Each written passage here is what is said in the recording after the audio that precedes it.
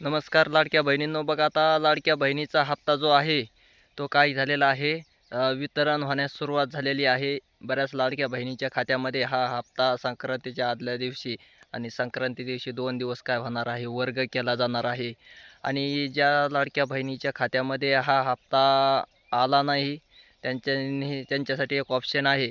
पण तत्पूर्वी बऱ्याच लाडक्या बहिणींच्या खात्यामध्ये काय झालेलं आहे, हप्ता पडण्यास सुरुवात झालेली आहे. कारण त्यांना ती आतुरता लागली आहे की आता नोव्हेंबरचा जर हप्ता आलेलाच आहे, आता राहिला डिसेंबर आणि जानेवारीचा, दोन्ही एकत्र पडणार आहेत हप्ते. असं काय झालेलं होतं, मॅसेज वगैरे फिरत होते, पण तसं काय झालेलं नाही. तर काय झालेलं आहे बघा, आता हा जो एकच हप्ता काय झालेला आहे त्यांच्या खात्यामध्ये जमा झालेला आहे. कारण आचारसंहितेच्या काळामध्ये जानेवारी मध्ये जो हप्ता येणारा होता तो काय केलेला आहे, थोडासा स्टॉप केलेला आहे. आणि डिसेंबरचाच हप्ता काय केलेला आहे, वर्ग केलेला आहे. त्याच्या माध्यमातून मग जो विरोधी पक्ष असतील, इतर पक्षांनी सुद्धा काय केलेलं होतं, लावून धरलेलं होतं की हप्ता वितरण करू नये, हप्ता बंद करा, असं आमचं म्हणणं नाही.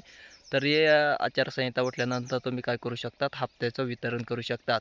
पण त्या हिशोबाने फक्त एकच हप्ता काय केलेला आहे, वितरित केलेला आहे, आणि तो म्हणजे डिसेंबरचा. आणि राहिला तो जानेवारीचा प्रश्न, तो काय झालेला आहे, आचारसंहिता संपल्यानंतर सर्वच लाडक्या बहिणीच्या खात्यामध्ये हे पैसे काय होणार आहेत, वर्ग होणार आहेत, येणार आहेत.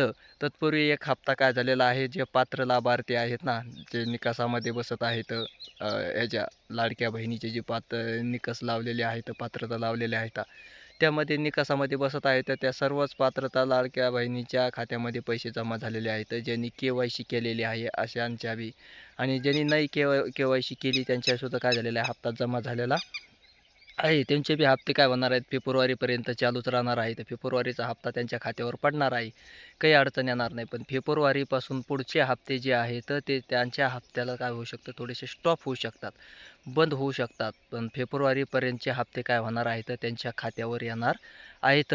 त्यामुळं मग ज्यांचे पडले आहेत त्यांनी लगेच आपले अकाउंट वगैरे चेक करायचे, मॅसेज पाहिजे आहेत. कारण ज्यांनी KYC केली त्यांना तर 100% लोकांना पडलेलीच आहेत. पण ज्यांनी KYC नाही केली त्यांच्यासाठी सुद्धा काय झालेले आहेत, काही महिलांचे चालू होते ना हप्ते, पात्रता निकषमध्ये बसत असल्यामुळं मग त्यांचेसुद्धा हप्ते चालूच राहिलेले आहेत. त्यांनासुद्धा हप्ते काय झालेला आहे, हाही हप्ता त्यांच्या खात्यावर वर्ग केलेला आहे, पडलेला आहे. आणि पुढचाही जानेवारी फेब्रुवारीचा दोन्ही हप्ते काय होणार आहेत, वर्ग केले जाणार आहेत.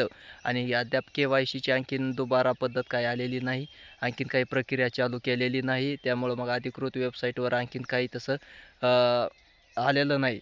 जरी आलं तरी मग तुम्हाला काय होईल, व्हिडिओच्या माध्यमातून काय केलं जाईल, सर्वच पात्रता लाभार्थी आहेत ज्यांची KYC बाकी आहे अशांना सांगितलं जाणार आहे. तत्पूर्वी काय झालेलं आहे, जो डिसेंबरचा हप्ता आहे तो लाडक्या बहिणीच्या खात्यात वर्ग केलेला आहे. धन्यवाद.